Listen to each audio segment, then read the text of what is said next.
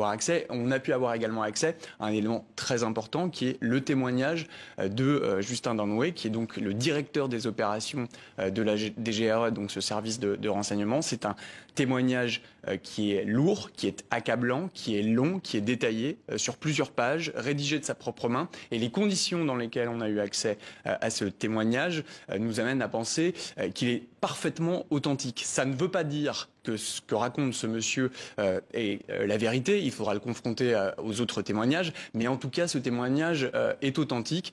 En tant que chef du commando qui s'implique lui-même dans le forfait qui a été commis et ce crime odieux qui a été commis, il nous a paru évidemment intéressant de rendre publique cette information.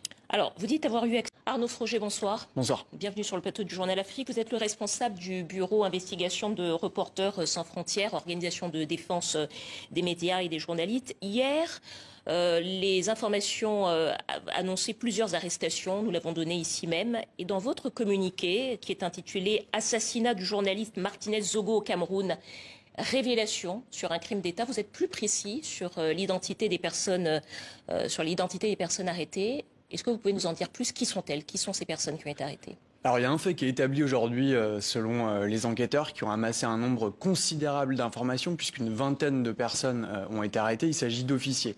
Donc quand on parle de crime d'État, c'est parce que ce crime n'a pas été commis par des kidams, des criminels qui auraient été engagés dans la rue. Il a été commis par les propres services de renseignement du Cameroun. Ça, c'est un fait qui a été établi aujourd'hui par les enquêteurs et qui sont confirmés d'ailleurs par l'un des témoins qui appartient à ce service de renseignement et qui reconnaît son implication en tant que chef du commando, monsieur Justin Danoué. Alors les accusations que vous portez sont évidemment très lourdes et très graves et vous dites avoir eu accès aux dépositions. C'est pour ça que vous affirmez qu'il s'agit d'un crime d'État? Alors, on a un point précis sur là où en est l'enquête et aujourd'hui les enquêteurs estiment qu'ils ont tous les éléments pour incriminer les suspects par rapport aux faits qui ont été commis contre ce journaliste-là, parmi les membres qu'ils ont arrêtés, donc qui appartiennent tous. Je rappelle que pour l'instant, il n'y a pas eu de mise en examen.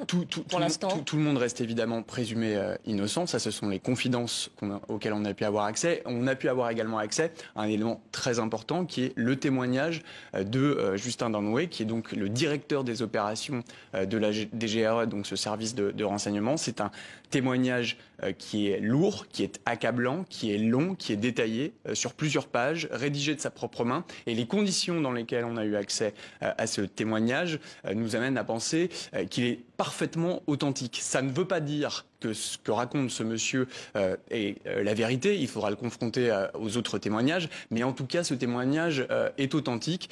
En tant que chef du commando qui s'implique lui-même dans le forfait qui a été commis et ce crime odieux qui a été commis, il nous a paru évidemment intéressant de rendre publique cette information. Alors, vous dites avoir eu accès donc aux dépositions des personnes interpellées, dépositions que vous qualifiez, je cite, de sidérantes et d'accablantes. Concrètement, qu'est-ce qu'on y apprend ?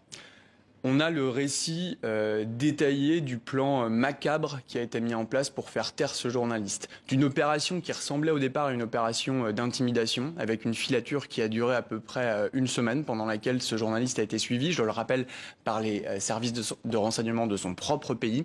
On est arrivé jusqu'à cette journée du 17 janvier, où il a finalement été arrêté par un commando qui, semble-t-il, était dirigé par monsieur Danoué, c'est en tout cas ce qu'il affirme, avec des hommes qui ont été recrutés parmi les membres de la DGRE pour l'intimider, le passer à tabac et puis finalement le tuer puisqu'il n'en ressortira pas vivant. Son corps a été retrouvé quelques jours plus tard, mais il a bien été tué selon les informations à notre disposition dans cette fameuse nuit du 17 janvier. Alors, vous nous avez parlé à 2 reprises de Justin Danoué. Dans ce communiqué, vous revenez plusieurs fois sur 3 noms qui reviennent: Jean-Pierre Amougou Belinda, Léopold Maxime Eko et Laurent Esso. Est-ce que vous pouvez nous dire qui sont ces personnes et quel rôle, selon vos informations, est-ce qu'ils auraient pu avoir joué dans l'affaire de l'assassinat de ce journaliste ? Depuis le tout départ de cette affaire, le nom de M. Bellinga revenait. Pourquoi? Parce que le journaliste Martínez Zogo s'en était pris à lui à plusieurs reprises, à l'antenne,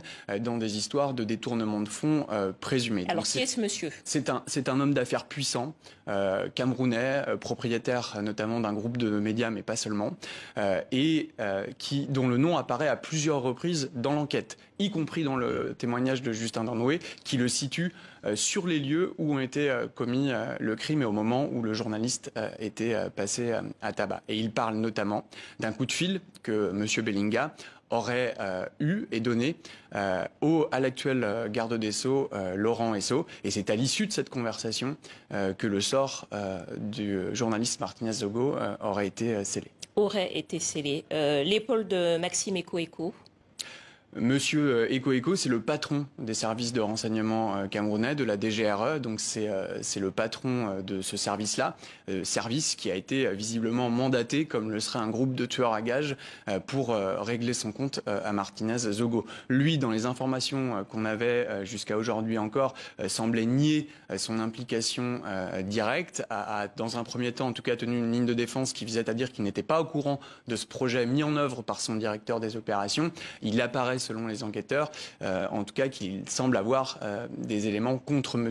Eko également, et que de toute façon il a une forme de responsabilité hiérarchique, puisque ce sont les moyens du service qu'il dirige qui ont été utilisés pour tuer Martínez Zogo. Vous parlez également d'une troisième personne, Laurent Esso, qui n'est pas n'importe qui, puisqu'il s'agit du ministre de la justice du Cameroun. Oui, son nom est cité dans le témoignage qu'on a pu consulter. L'enjeu, si vous voulez, pour les enquêteurs aujourd'hui et pour nous en tant qu'organisation de la société civile, et c'est le travail que cherchent à faire aussi les journalistes camerounais, c'est de faire en sorte que ce crime commis contre un journaliste ne reste pas impuni et que toutes les responsabilités soient établies, quelles qu'elles soient. Le nom du garde des Sceaux apparaît dans ce témoignage-là. C'est pas un témoignage anodin, c'est le témoignage de celui qui s'implique dans un crime en tant que leader du commando qui a exécuté le journaliste. Donc ces informations-là doivent être évidemment vérifiées, corroborées par sans doute d'autres témoignages, mais il est évident que cette conversation, si elle a eu lieu, il faut que toutes les responsabilités puissent être établies et qu'on ne se retrouve pas comme dans le cas de monsieur Samuel Ouazizi, qui est un journaliste aussi, qui il y a 3 ans a été arrêté par les militaires et dont le corps n'a jamais été restitué à la famille et dont les autorités ont reconnu qu'il était mort en détention bien des mois après qu'il ait été tué. Alors, je rappelle qu'il y a évidemment une enquête en cours, que le chef de l'État camerounais, Paul Biya, a demandé d'ailleurs une enquête conjointe, police-gendarmerie, qu'il y a eu une vingtaine de personnes interpellées, mais que la justice en effet suit son cours et qu'il y a bien évidemment la présomption d'innocence. Merci beaucoup Arnaud Froger.